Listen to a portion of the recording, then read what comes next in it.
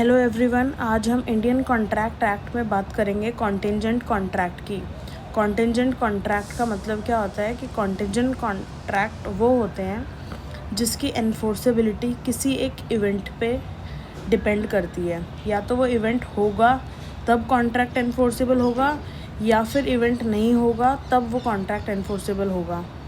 तो इस चीज़ पे जो कॉन्ट्रैक्ट डिपेंड करते हैं किसी अदर इवेंट की हैपनिंग और नॉन हैपनिंग पर, उन कॉन्ट्रैक्ट्स को हम कॉन्टिंजेंट कॉन्ट्रैक्ट कहते हैं। जो ऑर्डिनरी कॉन्ट्रैक्ट्स होते हैं उनसे ये किस तरीके से डिफरेंट होते हैं, क्योंकि ऑर्डिनरी कॉन्ट्रैक्ट में सिंपल वो किसी भी इवेंट के हैपनिंग और नॉन हैपनिंग पर डिपेंडेंट नहीं होते। कॉन्टिंजेंट वर्ड का मीनिंग ही ये है कि कोई एक इवेंट या कोई सिचुएशन अगर डिपेंड कर रही है किसी अदर इवेंट पर तो उसको हम बोलते हैं कॉन्टिंजेंट। तो कॉन्टिंजेंट कॉन्ट्रैक्ट्स के जो प्रोविज़न है वो इंडियन कॉन्ट्रैक्ट एक्ट के अंदर दिए हुए हैं। सेक्शन 31 के अंदर कॉन्टिंजेंट कॉन्ट्रैक्ट टर्म जो है वो डिफ़ाइन करी गई है कि अगर कोई भी एक कॉन्ट्रैक्ट किसी भी इवेंट पर डिपेंडेंट है, कोलैटरल है, तो वो कॉन्टिंजेंट कॉन्ट्रैक्ट्स कहलाते हैं। जैसे कि कुछ एग्जांपल्स हैं कि contract of insurance, contract of indemnity, contract of guarantee, ये कुछ एग्जांपल्स हैं कॉन्टिंजेंट कॉन्ट्रैक्ट के। तो जितने भी इंश्योरेंस के कॉन्ट्रैक्ट हैं वो सारे कॉन्ट्रैक्ट ऑफ कॉन्टिंजेंट कॉन्ट्रैक्ट्स हैं, बट लाइफ इंश्योरेंस जो है वो कॉन्टिंजेंट कॉन्ट्रैक्ट नहीं कहलाता है। और एक वेजरिंग जो कॉन्ट्रैक्ट्स होते हैं, जितने भी कॉन्टिंजेंट कॉन्ट्रैक्ट्स होते हैं वो वेजरिंग कॉन्ट्रैक्ट्स नहीं होते, बट जितने भी वेजरिंग कॉन्ट्रैक्ट्स होते हैं वो कॉन्टिंजेंट कॉन्ट्रैक्ट्स कहलाते हैं। तो all contingent contracts are not wagering contracts, but all wagering contracts are contingent contracts. तो ये एक रिलेशन है कॉन्टिंजेंट कॉन्ट्रैक्ट्स और वेजरिंग कॉन्ट्रैक्ट्स के अंदर। एक बात और ध्यान रखनी है कि कॉन्टिंजेंट कॉन्ट्रैक्ट वो कॉन्ट्रैक्ट्स जो किसी इवेंट पर डिपेंड कर रहे हैं, तो जो इवेंट है वो अनसर्टेन इवेंट होना चाहिए। पार्टीज़ को ऑलरेडी नोन नहीं होना चाहिए कि ये इवेंट हैपन होगा या नहीं होगा।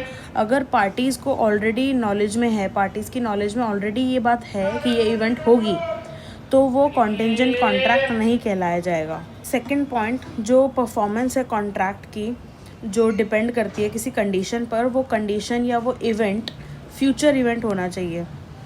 मतलब वो पास्ट में अगर कोई इवेंट हो चुका हो तो वो तो ऑलरेडी पार्टीज़ को नॉलेज है उस बात की, तो वो कॉन्टिंजेंट कॉन्ट्रैक्ट नहीं आएंगे।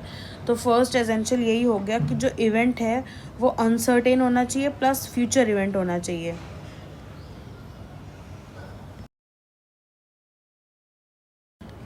And most importantly future event uncertainty होनी चाहिए एंड इम्पॉसिबल नहीं होना चाहिए। ऐसा नहीं हो कि वो इम्पॉसिबल ही है इवेंट का होना और उसके बेसिस पे आप डिपेंड करके एक कॉन्ट्रैक्ट में एंटर कर रहे हो उस कंडीशन पे कि ये इवेंट होगा। अब जो वो पहले से ही इम्पॉसिबल है वो इवेंट होना, अब वो होगा ही नहीं तो कॉन्ट्रैक्ट भी एनफोर्सेबल नहीं होगा। तो वो इवेंट इम्पॉसिबल नहीं होना चाहिए, वो सिर्फ अनसर्टेन होना चाहिए और फ्यूचर इवेंट होना चाहिए। अगर वो इम्पॉसिबल होगा और कॉन्ट्रैक्ट है कि वो इवेंट होगा तब वो एनफोर्स किया जा सकता है। ये कंडीशन है कि उस इवेंट के होने पर ही आप कॉन्ट्रैक्ट एनफोर्स करा सकते हैं।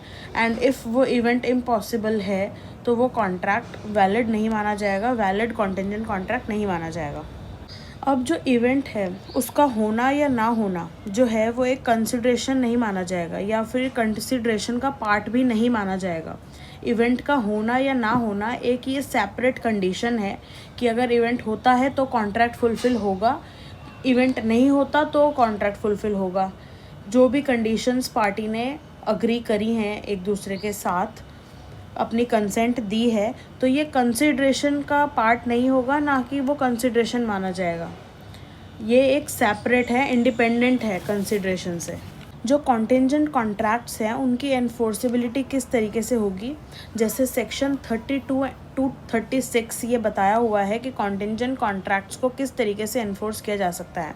नंबर 1 कि अगर कॉन्टिंजेंट कॉन्ट्रैक्ट्स किस कंडीशन पे बेस्ड हैं कि कोई इवेंट हो, हैपनिंग ऑफ अ इवेंट पर कोई कॉन्ट्रैक्ट बेस्ड है, कोई कॉन्टिंजेंट कॉन्ट्रैक्ट बेस्ड है, एंड अगर वो जो इवेंट है वो हैपन हो जाता है तो उस कॉन्ट्रैक्ट को एनफोर्स कराया जा सकता है।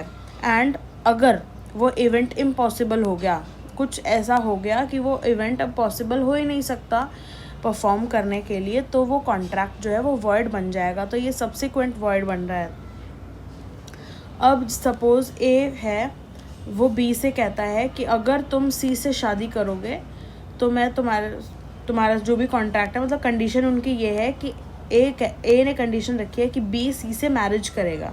अब सी की मैरिज कहीं और हो जाती है, तो ये जो कॉन्ट्रैक्ट है ये परफॉर्म नहीं किया जा सकता अब, क्योंकि वो सपोज़ हिंदू हैं, 2 मैरिजेस अलाउड नहीं है इन लॉ, तो ये कॉन्ट्रैक्ट ये जो इवेंट है ये इम्पॉसिबल हो गया एंड अब इन्फोर्स नहीं हो सकता। तो इस कंडीशन पे जो कॉन्ट्रैक्ट है होगा ए एंड बी के बीच में भी, उसको इन्फोर्स नहीं कराया जा सकता। अगर कोई कॉन्टिंजेंट कॉन्ट्रैक्ट किस इवेंट पर बेस है कि वो इवेंट ना हो, अगर नेगेटिव बात पर बेस्ड है कोई भी कॉन्ट्रैक्ट कि कोई इवेंट ना हैपन, कोई इवेंट नॉट हैपन हो, तो वो कॉन्ट्रैक्ट को एनफोर्स कब कराया जा सकता है? अगर वो इवेंट इम्पॉसिबल हो जाता है, तो आगे की संभावना भी ख़त्म हो जाएगी इन फ्यूचर कि वो इवेंट पॉसिबल हो या इवेंट वो हैपन हो जाए। तो ये जब ऐसा सिचुएशन आ जाएगी कि वो इवेंट इम्पॉसिबल हो गया, तब वो कॉन्ट्रैक्ट को एनफोर्सेबल कराया जा सकता है। एंड अगर वो कॉन्ट्रैक्ट जिस इवेंट पर बेस्ड है वो इवेंट हो जाता है, हैपन हो जाता है वो इवेंट, तो वो कॉन्ट्रैक्ट जो है वो वॉइड बन जाएगा, अपोजिट हो जाएगा। जो भी कंडीशन दे रखी है कॉन्ट्रैक्ट के अंदर, अगर उससे उल्टा हो जाता है तो कॉन्ट्रैक्ट वॉइड हो जाएगा। अगर जो कंडीशन कॉन्ट्रैक्ट के अंदर दे रखी है वो हो जाता है तो कॉन्ट्रैक्ट एनफोर्स करा सकते हैं आप। अगर कॉन्ट्रैक्ट में ये दिया हुआ है कि इवेंट हैपन होगा तो कॉन्ट्रैक्ट इन्फोर्सेबल कराएगा, तो इवेंट हैपन होने का उल्टा क्या होगा कि इवेंट इम्पॉसिबल हो गया। इवेंट जैसे ही इम्पॉसिबल हो गया, कॉन्ट्रैक्ट भी वॉइड हो गया। 6 कि कॉन्टिंजेंट कॉन्ट्रैक्ट किसी इवेंट की हैपनिंग पर बेस्ड हैं बट एक फ़िक्स टाइम के अंदर अगर वो इवेंट एक फ़िक्स टाइम के अंदर होता है तब कॉन्ट्रैक्ट को इन्फोर्सेबल कराया जा सकता है। बट अगर वो फ़िक्स टाइम पास हो गया, एक्सपायर हो गया, वो फ़िक्स टाइम जो भी पार्टीज़ ने अग्री करा है कॉन्ट्रैक्ट के अंदर, उसके टाइम के एक्सपायर होने के बाद अगर वो इवेंट हैपन होता है तो कॉन्ट्रैक्ट को एनफोर्स नहीं कराया जा सकता। कंडीशन ही ये है, एसेंशियल कंडीशन ही ये है इसके अंदर कि वो जो इवेंट है वो फ़िक्स टाइम के अंदर परफॉर्म होना चाहिए। अगर वो फ़िक्स टाइम में परफॉर्म नहीं हुआ तो कॉन्ट्रैक्ट जो है वो वॉइड हो गया, या अगर वो इवेंट ही इम्पॉसिबल हो गया तब भी कॉन्ट्रैक्ट जो है वो वॉइड हो गया। नेक्स्ट है कि वो कॉन्ट्रैक्ट जो किस पर बेस्ड है कि इवेंट नहीं होगा विद इन फिक्स टाइम। पहले बात करी थी हमने कि इवेंट होगा विद इन फिक्स टाइम, इस कंडीशन पर बेस्ड है कॉन्ट्रैक्ट। बट अब ये वाला कॉन्ट्रैक्ट किस पर बेस्ड है कि वो इवेंट नहीं होगा विद इन फिक्स टाइम। तो उस कॉन्ट्रैक्ट को आप एनफोर्सेबल कब करा सकते हो? जब वो फिक्स टाइम तक पीरियड नहीं हुआ। जैसे ही वो टाइम पीरियड जो भी पार्टीज़ ने अग्री कराया है इवेंट होने नहीं होने का, वो जैसे ही एक्सपायर करता है टाइम, वो कॉन्ट्रैक्ट को एनफोर्सेबल कराया जा सकता है।